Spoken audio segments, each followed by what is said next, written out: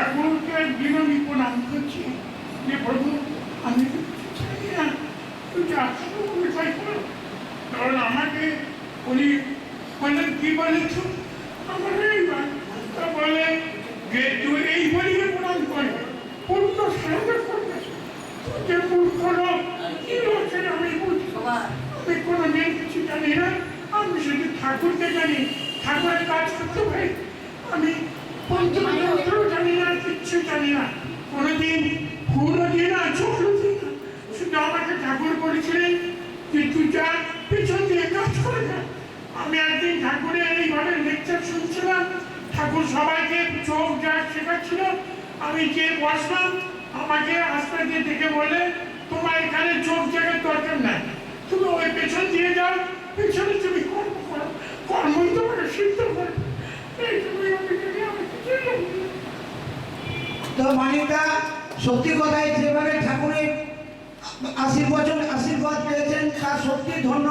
আমি এখানে ডাক্তারি করতে আসি, আমি ডাক্তারি সূত্রে এখানে পরিচয় হয়ে আছে।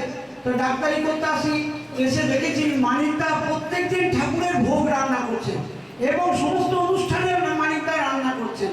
এই যে মানিকদা সেলফলেস একটা সেবা ঠাকুর দিয়ে গেছে এবং সেই আসক্তি শূন্য সেবা, এটা গীতার বড় কথা, কর্মযোগের বড় কথা। যে ঠাকুর যে বলে গেলেন তুমি কর্ম করো, মানিকদাকে কানে কানে মন্ত্র দিয়ে গেলেন তুমি আশ্রমের এই কর্ম করলে তোমার আসক্তি আসবে না, আর ওতেই তুমি সিদ্ধি লাভ করবে। তা মানিকদা সিদ্ধি লাভ করেছে আমার বিশ্বাস, কারণ আসক্তি শূন্য কর্ম।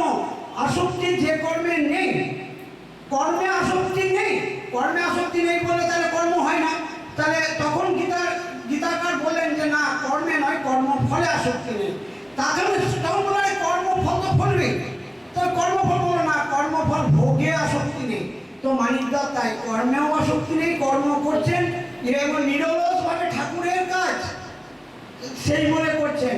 সেখানে ভগবান কৃষ্ণ গীতাতে ঠিক এই কথাই বলে গেছেন যে তুমি যাই করো তুমি আমার কাজ মনে করে যদি করো, তার মানে না হন কর্তা হরিকর্তা হিসেবে যদি তুমি কাজ করে যাও, তাহলে তোমাকে কোনো পাপ লিপ্ত হবে না।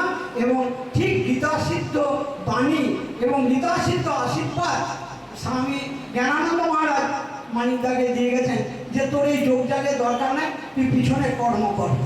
এই যে কর্ম করে, কর্মের মধ্যে দিয়ে যে আসক্তি শূন্য নিরাসক্ত কর্ম, এই নিরাসক্ত কর্মে মানিকদা সিদ্ধিলাভ করে। যাই হোক, আমি মনোজদাকে একটু ঠাকুরের কথা শোনাবার জন্য অনুরোধ করছি।